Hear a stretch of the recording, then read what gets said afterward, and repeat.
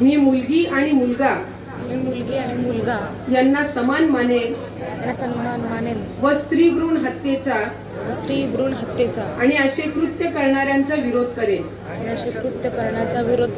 मी मुलीच्या शैक्षणिक सामाजिक राजकीय आर्थिक